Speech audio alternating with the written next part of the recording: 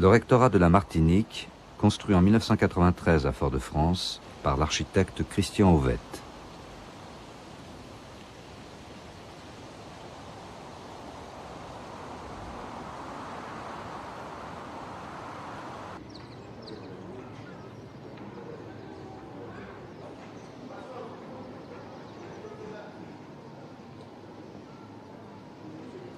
Un immeuble de bureaux sous les tropiques. Le programme du concours lancé par l'Éducation nationale en 1989 demandait 6000 mètres carrés de surface utile, essentiellement des bureaux, mais aussi des salles de réunion, des locaux techniques, des locaux socio-syndicaux, sans oublier les places de parking, la convivialité et la recherche architecturale. Bref, le programme habituel d'un grand bâtiment administratif, à un point près, qui allait perturber la routine et faire basculer le projet dans une autre dimension. Dans une région où la climatisation électrique est synonyme de confort, de modernité et de progrès, le bâtiment devait être climatisé uniquement par le vent.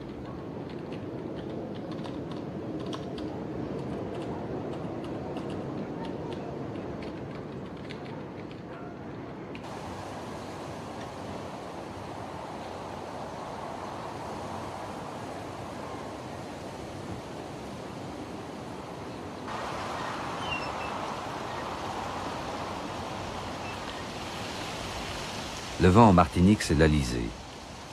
C'est un acteur aussi important dans la vie de l'île que l'administration métropolitaine. Il est aussi puissant, aussi constant qu'elle. Il souffle tout au long de l'année et toujours dans la même direction, de l'est, de l'Atlantique, vers l'ouest, les Caraïbes.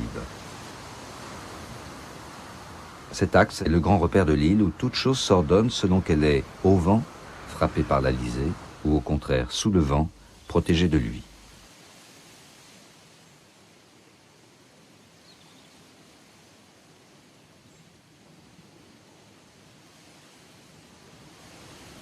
L'architecture traditionnelle, celle des maisons des planteurs créoles, a toujours su profiter de l'Alizé. Alors que la climatisation artificielle suppose d'isoler le dedans du dehors, ici au contraire, les murs se font poreux. Des jalousies à lame réglable et des persiennes à lame fixe permettent au vent d'entrer et de sortir, rafraîchissant les pièces au passage.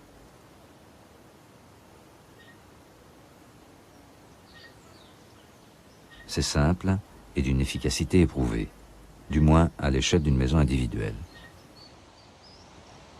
Mais jamais encore on n'avait tenté d'appliquer ce principe de totale perméabilité à un immeuble de 3 étages où allaient travailler plus de 200 personnes.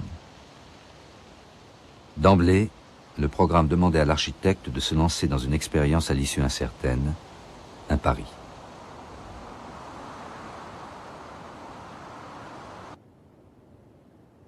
Christian Ovette. Son projet, conçu en association avec l'architecte Jérôme Nouel, remporte le concours. La question de la ventilation naturelle m'est immédiatement apparue, non comme une difficulté supplémentaire, mais plutôt comme une occasion d'architecture. Cette contrainte technique me mettait en main un levier efficace pour bouleverser l'image conventionnelle d'un immeuble de bureau. Ce qui m'intéresse d'une manière générale est de projeter des objets singuliers qui rentrent dans une relation complexe, voire conflictuelle avec la réalité. L'architecture est bien plus qu'une transcription de la demande.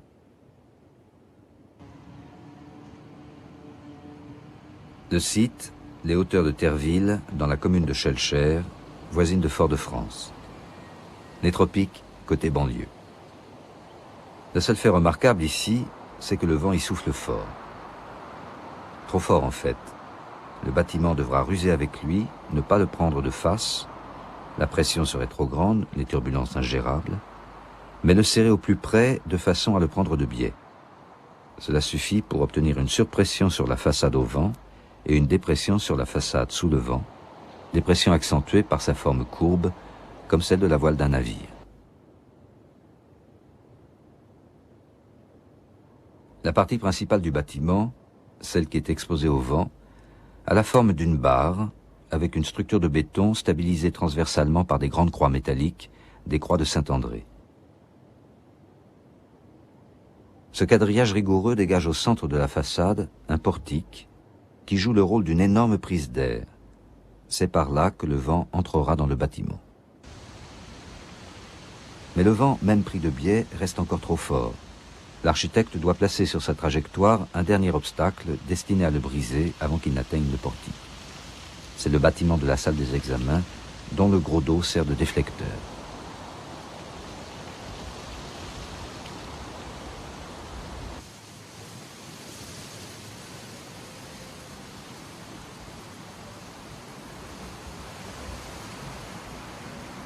Surpression d'un côté, dépression de l'autre.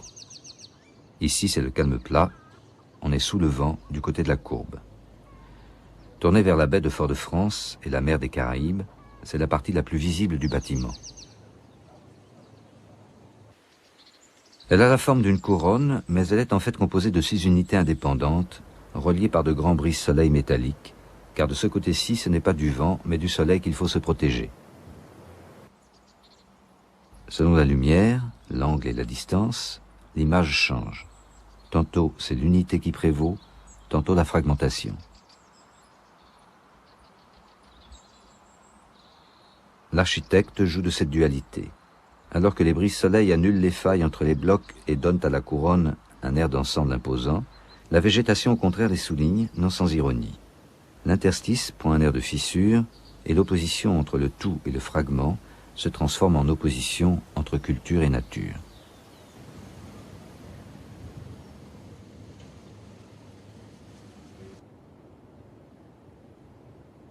Avant de construire le rectorat, je me voyais plutôt comme une sorte d'architecte classique, chez lequel la notion de composition l'emporte sur le préalable émotionnel. Plutôt Bach que Chopin en somme. Ce projet m'a permis d'approfondir les questions d'espace et de lumière évoquées par le mouvement moderne, que j'avais jusqu'alors considérées comme secondaires par rapport à celles de composition formelle. Les ambitions esthétiques de ce mouvement, ce jeu correct et magnifique des ouvertures sous la lumière, sont évidemment beaucoup plus faciles à réaliser sous les tropiques.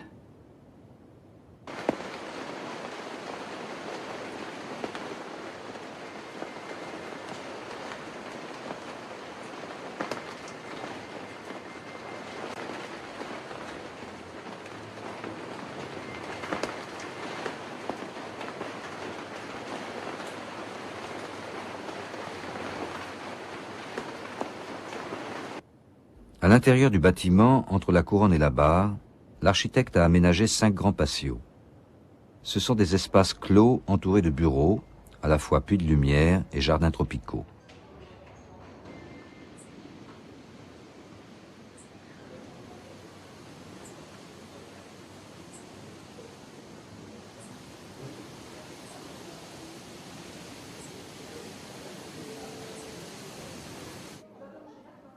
Seul le patio central est ouvert. C'est un lieu de passage qui met en communication les 2 accès du bâtiment. Côté couronne, l'entrée du personnel. Côté bar, l'entrée du public et du vent.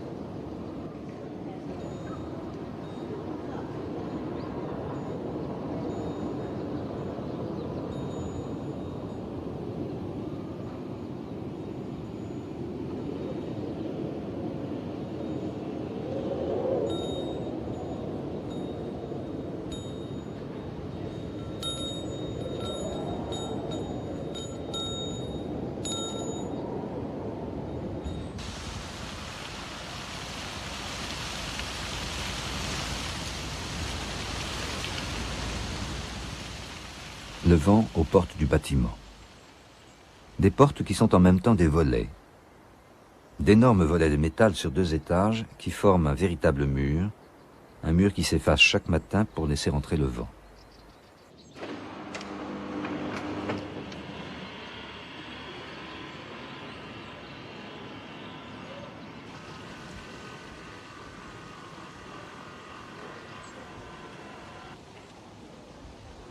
le vent et les gens, car ces volets sont en même temps les portes principales du rectorat. Une seule entrée pour tous, vent et gens confondus. Une belle trouvaille d'architecte. Mais aussi une façon d'exposer l'idée maîtresse de la construction, qui consiste à utiliser comme conduit de la ventilation naturelle les circulations normales du bâtiment.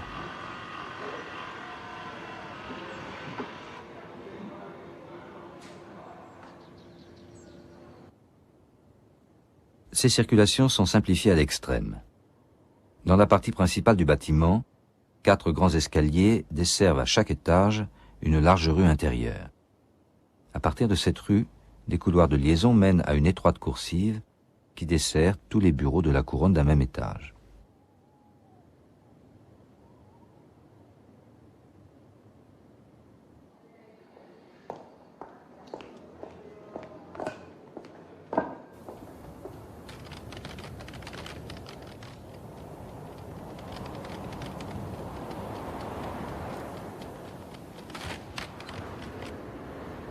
Circulation des gens, circulation du vent. La lisée entre dans le bâtiment par les grands volets métalliques dont on peut varier l'ouverture de manière à laisser entrer une quantité d'air à peu près constante. Le courant d'air ainsi créé circule ensuite dans la rue, bute sur des murs pleins qui le compriment et le propulsent dans les couloirs de liaison pour lui permettre de se propager dans les coursives de la couronne et d'irriguer ainsi la totalité du bâtiment.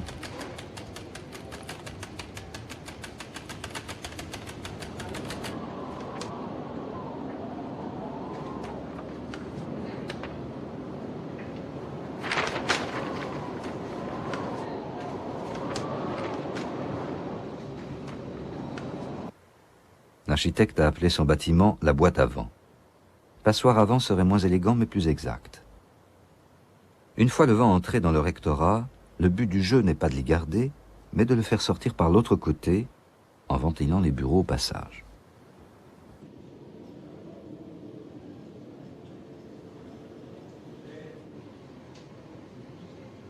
Il y pénètre par ces cloisons faites uniquement de persiennes en bois, et il sort du côté opposé par les baies vitrées de la façade, qui est en fait une énorme jalousie entièrement constituée de milliers de lames de verre mobiles. À chacun dans son bureau d'en régler l'ouverture pour domestiquer son courant d'air.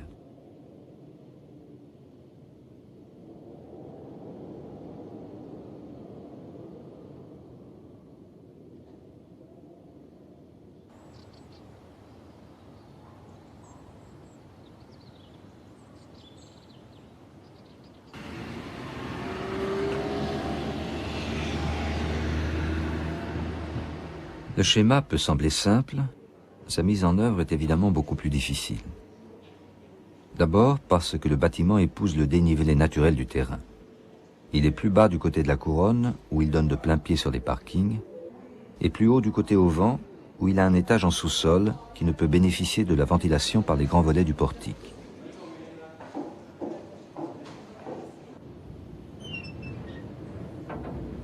Pour ventiler ce sous-sol, l'architecte a créé sous le portique des puits à air grillagés, donnant sur de petits jardins intérieurs.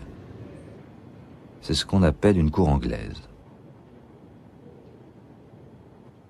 Il suffit d'ouvrir le châssis vitré pour créer un fort appel d'air.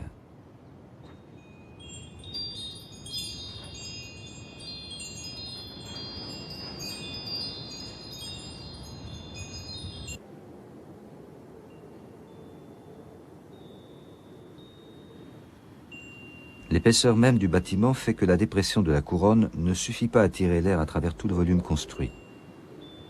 C'est le rôle des patios de l'aider, comme des sortes de turbines d'appoint, en créant leur propre appel d'air, dont la force est réglée par les jalousies de la coursive et celle des fentes qui séparent les blocs de la couronne.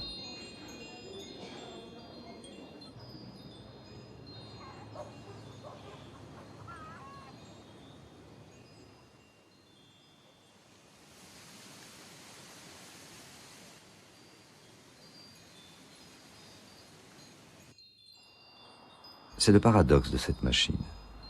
Elle est globalement complexe, résultant d'études poussées en soufflerie, mais en même temps son bon fonctionnement dépend d'une grande quantité de réglages fins que doit faire manuellement chaque utilisateur.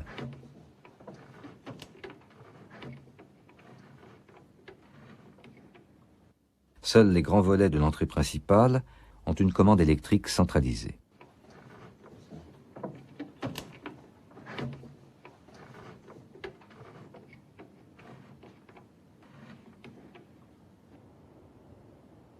Je souhaitais depuis longtemps construire avec des jalousies martiniquaises. Dans ce projet, le panneau de jalousie est étendu à la totalité de la façade. J'en fais un système graphique continu. Je vois ce bâtiment comme une sorte de machine dont les rouages, planchers, remplissages, partitions sont à la fois réels, c'est-à-dire constructibles, et virtuels par les évocations qu'ils produisent. Une machine fonctionnelle et culturelle à la fois.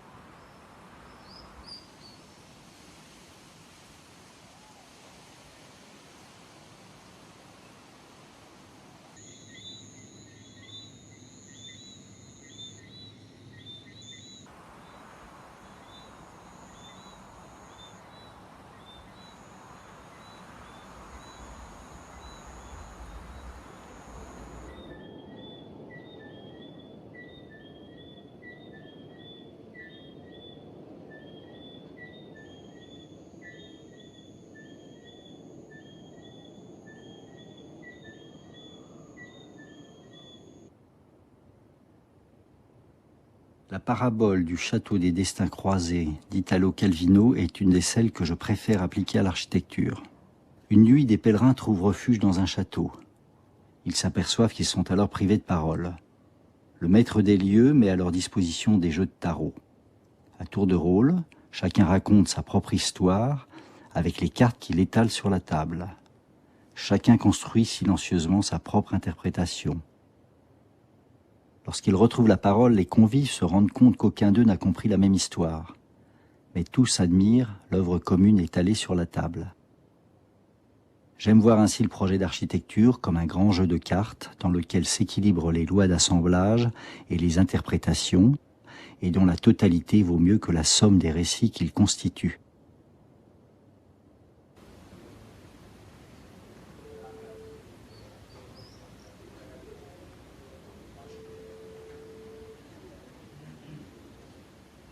L'architecture du rectorat fonctionne ainsi par superposition de récits, de trames, la trame végétale, la trame constructive, la trame de la ventilation naturelle avec ses persiennes et ses jalousies. La superposition de ces trames simples produit sans cesse, et comme sans effort, de nouvelles perspectives. La circulation de l'air devient circulation d'images et donne aux espaces intérieurs une fluidité et une générosité peu communes dans un immeuble de bureaux.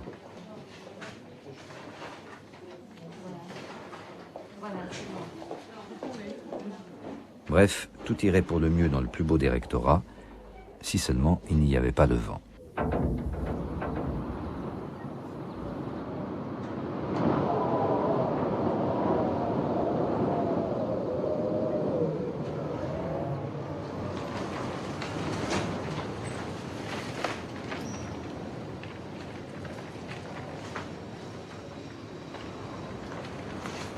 Le vent et l'administration, drôle de ménage. Bien entendu, le commanditaire et l'architecte se doutaient que cela n'irait pas de soi, qu'un rien suffit pour transformer un courant d'air en ouragan, et que le personnel du rectorat allait devoir réunir la plus belle collection de presse-papier de toutes les Caraïbes.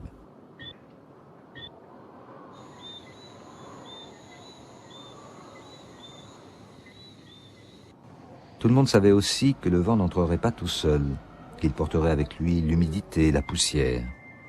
Mais les économies d'électricité évaluées à plus de 50 000 francs par mois devraient normalement permettre de faire face à un surcroît d'entretien.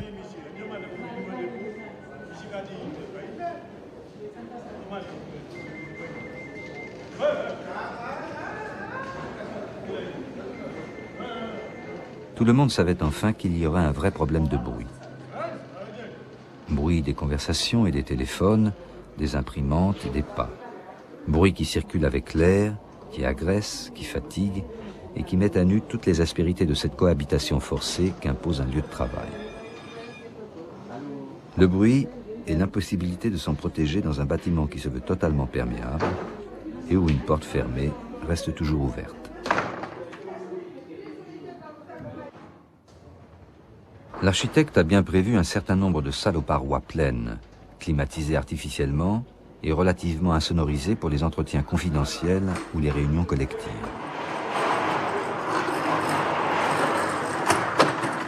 Mais pour le reste des bureaux, la seule protection, ce sont ces morceaux de bois spécialement usinés pour obturer les persiennes.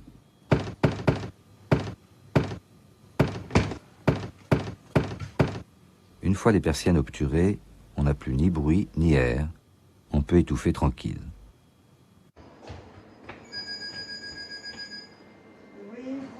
D'autres murs anti-bruit sont plus improvisés, mais par ailleurs il faut bien ranger les dossiers quelque part. L'air continue à passer comme il peut, rafraîchissant le haut de l'armoire. Si l'on ajoute à cela que personne dans le rectorat n'est chargé de veiller au bon fonctionnement de l'ensemble du système, que peu de gens ont la patience, le temps, ou tout simplement l'envie de s'occuper des réglages fins qu'il nécessite, et qu'un peu de mauvaise volonté localisée suffit pour dérégler toute la machine, on ne s'étonne guère d'assister aujourd'hui à une remise en cause de la ventilation naturelle. C'est le retour du refoulé, la revanche du ventilo, la prolifération sauvage de la climatisation électrique.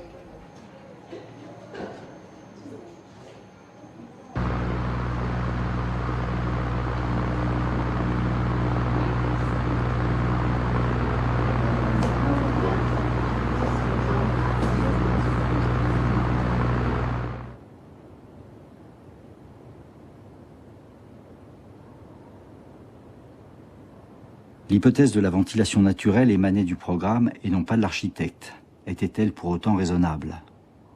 Je m'en suis en tout cas emparé et elle m'a passionné. Techniquement, le pari est tenu, la machine fonctionne au prix d'un certain nombre de réglages qui doivent être effectués par l'utilisateur lui-même. De mon point de vue, cette contrainte est légitimée par la nécessaire fonction expérimentale de l'architecture. Elle doit mettre au point de nouveaux produits, des produits adaptés aux changements du monde.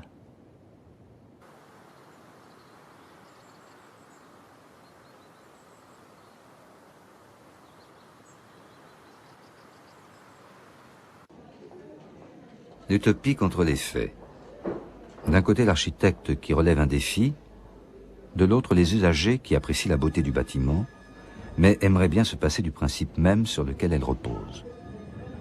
Et le commanditaire, c'est le grand absent de ce débat. Il y a à cela une raison simple. Le recteur qui avait lancé et porté le projet a été affecté ailleurs alors que le chantier n'était pas terminé. Le nouveau recteur, qui ne partageait sans doute pas l'enthousiasme de son prédécesseur, réclama aussitôt une modification des plans, c'est-à-dire la climatisation électrique de son bureau et de ceux de ses collaborateurs. La climatisation par le haut. Question de confort peut-être, de statut sûrement. Avant même d'avoir vu le jour, le bâtiment se retrouva désavoué.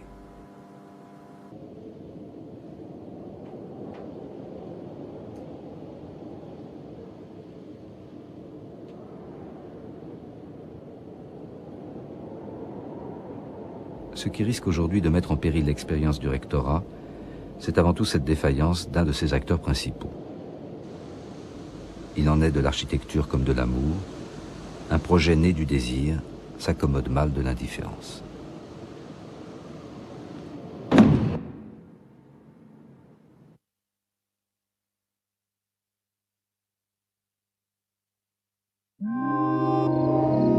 Construite sur le site de l'aéroport de Lyon-Satolas, la gare TGV de Santiago Calatrava se déploie comme un gigantesque oiseau.